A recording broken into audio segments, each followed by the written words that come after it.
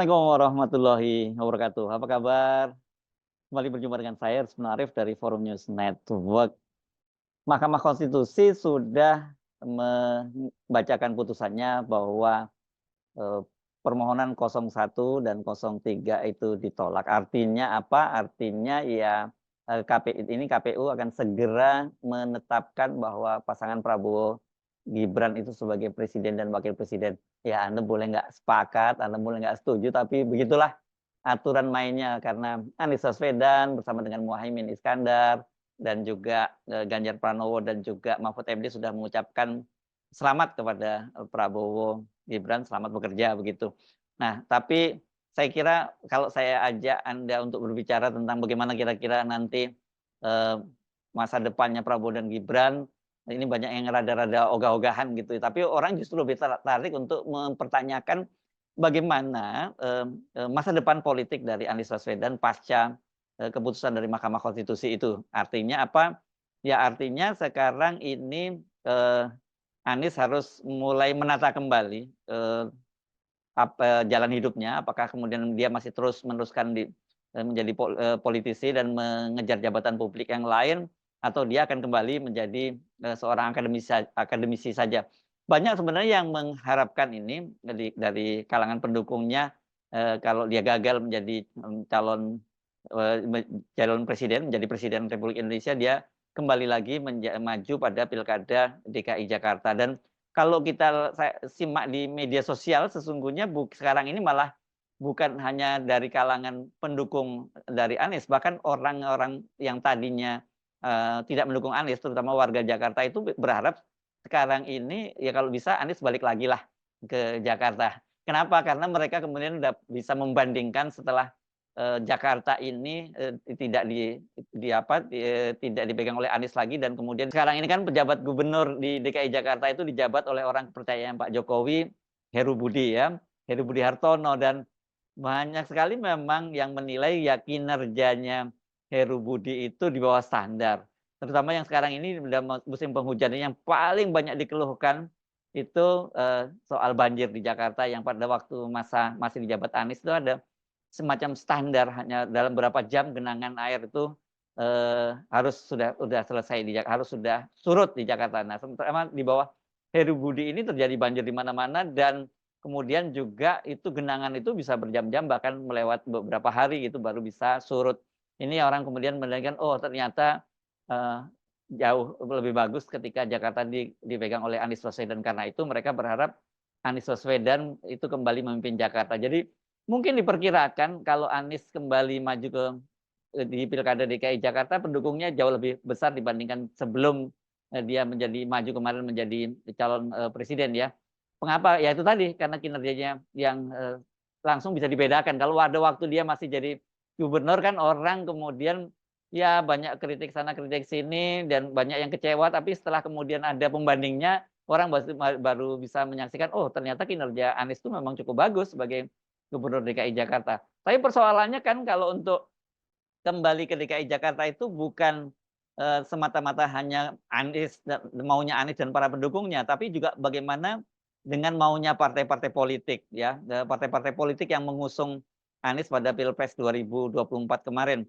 Karena sebelumnya kan kita tahu bahwa sekjen dari 3 partai, yakni Partai Nasdem, Partai PDIP, Partai PKS, dan kemudian PKB, itu pada waktu itu mereka sepakat akan bekerja sama kembali dalam pilkada ya. Nah, tentu saja salah satu pilkadanya tentu Jakarta. Tetapi dengan peta yang sekarang ini, ketika akhirnya kita tahu bahwa Nasdem itu hampir dapat dipastikan akan bergabung dengan 02, bergabung dalam kabinetnya Prabowo, tentu pilihannya mereka tidak bisa menentukan sendiri. Pasti mereka juga ada komitmen, ada pembicaraan misalnya dengan Partai Gerindra. Kendati kita tahu bahwa sebelumnya Ketua DPP Partai Nasdem itu yang Willy Aditya mengutip Pak Surya Paloh, Ketua Umum Partai Nasdem, menyatakan bahwa Nasdem itu mempersilahkan kalau Anies Baswedan akan kembali maju menjadi calon gubernur di DKI Jakarta. Tapi bahasanya mempersilahkan ya, apakah kemudian sudah dapat kepastian bahwa tiketnya akan diberikan pada Pak Anies, ya ini yang saya kira masih kita belum jelas gitu.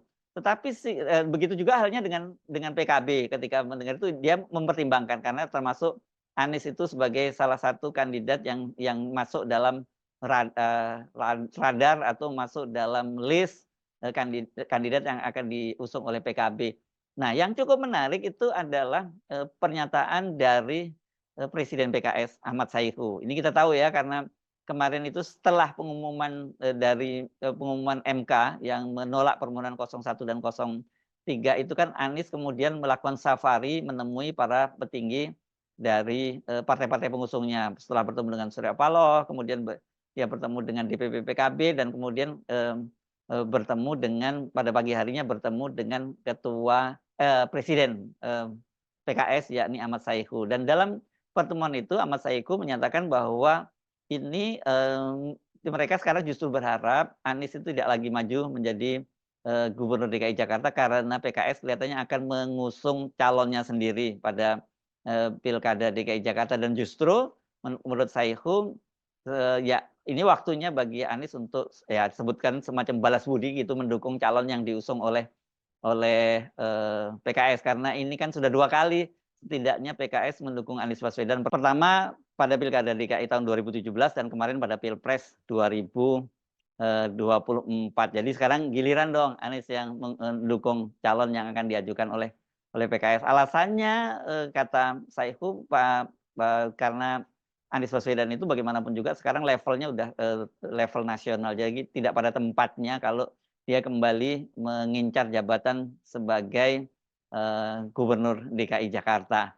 Dan hal yang sama juga itu disampaikan oleh calon wakil presiden dari Anies sendiri yakni Caimin katanya dari berbagai pembicaraan dia dengan Anies Baswedan itu dia tidak melihat ada pembicaraan bahwa Anies ingin kembali menjadi Gubernur DKI Jakarta.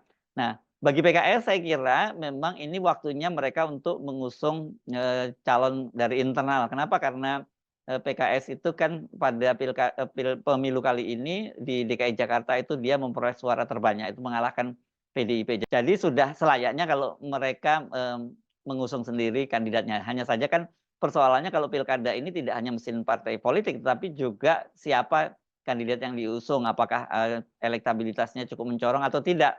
Nah, kabarnya yang disebut-sebut nama yang akan diusung itu kalau dari internal ada mantan Presiden PKS, Sohibul Iman, dan juga ada anggota DPR RI dari Dapil Jakarta Timur, yakni Mardani Alisera. Itu kabarnya begitu nama-nama yang akan diusung oleh PKS. Tapi yang jelas dengan pernyataan PKS itu artinya memang dari sisi dukungan partai politik kendati sekarang ini banyak yang menginginkan Anies itu maju kembali, peluang Anies untuk mendapatkan tiket pada Pilkada DKI Jakarta itu kelihatannya agak sulit. Ya, sampai hari ini loh ya kita ngomongnya ya. Dan Anies sendiri ketika berkali-kali ditanya soal ini, dia waktu itu sebelumnya ya karena belum ada putusan MK dia pertama waktu ditanya dia menyatakan bahwa ini hanya semacam pengalian isu karena dia sebenarnya sedang fokus menghadapi sengketa di Mahkamah Konstitusi. Jadi kata dia dia tidak mau jawab soal itu dan ketika ditanya lagi beberapa waktu kemudian dia cuma menyatakan loh kan dia di Mahkamah Konstitusi sengketanya belum ada kok dia sudah ditanya soal maju ke pilkada atau tidak. Nah, setelah sekarang ini sudah ada putusan dari Mahkamah Konstitusi memang belum ada pernyataan resmi dari Anies Baswedan tentang apakah dia akan maju Pilkada DKI Jakarta atau tidak. Bahkan ketika bertemu dengan para ketua umum partai ini, termasuk ketika bertemu dengan PKS juga tidak ada statement Anies apakah dia akan maju atau tidak.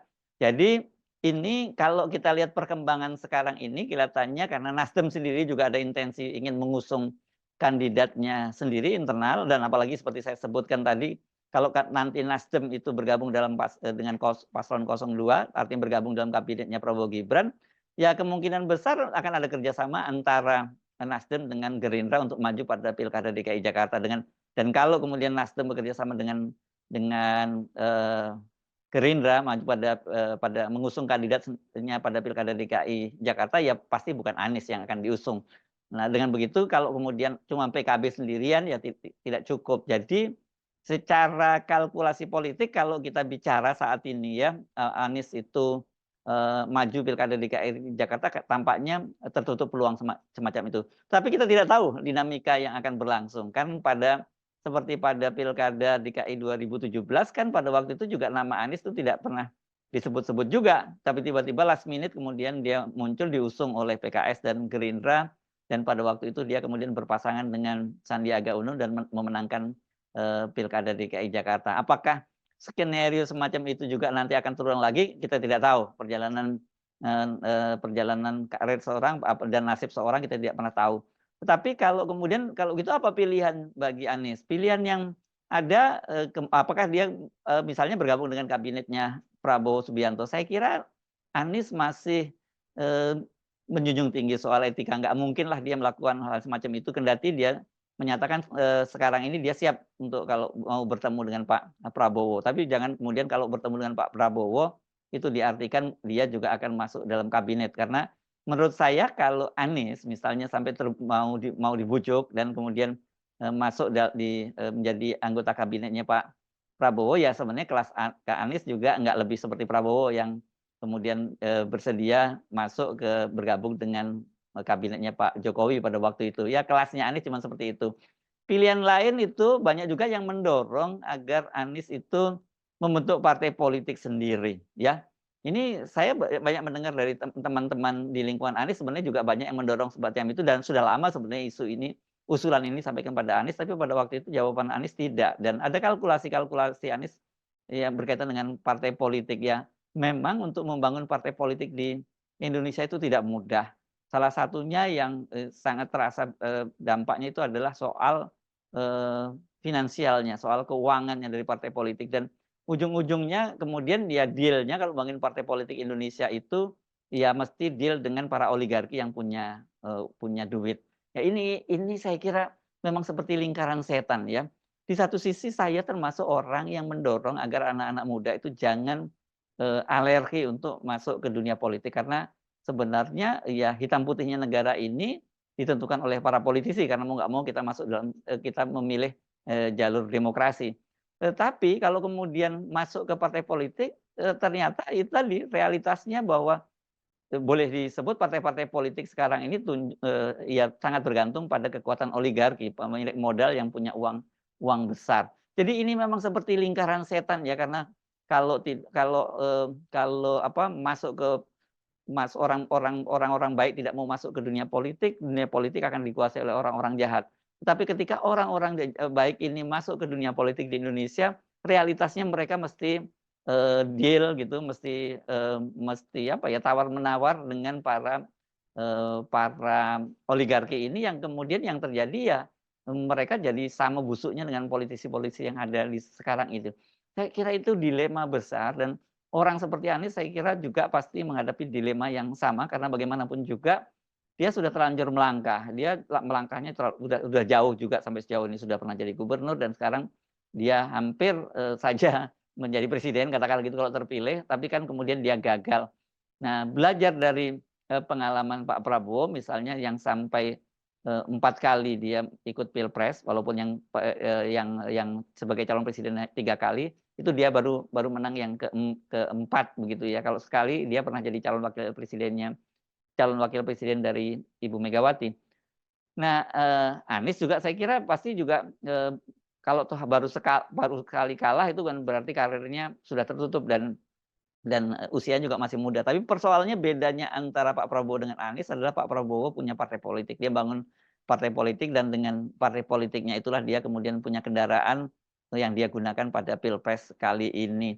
Jadi kita masih belum dapat gambaran yang jelas seperti apa masa depan politik Anies Baswedan. Tetapi ya yang bisa kita katakan sayang kalau orang seperti Anies Baswedan gitu yang dia seorang akademisi yang punya latar belakang pendidikan baik, punya latar belakang keluarga yang baik, dan sejauh ini catatan karir dia di pemerintahan dan ketika jadi pejabat juga catatannya termasuk dia pejabat yang bersih.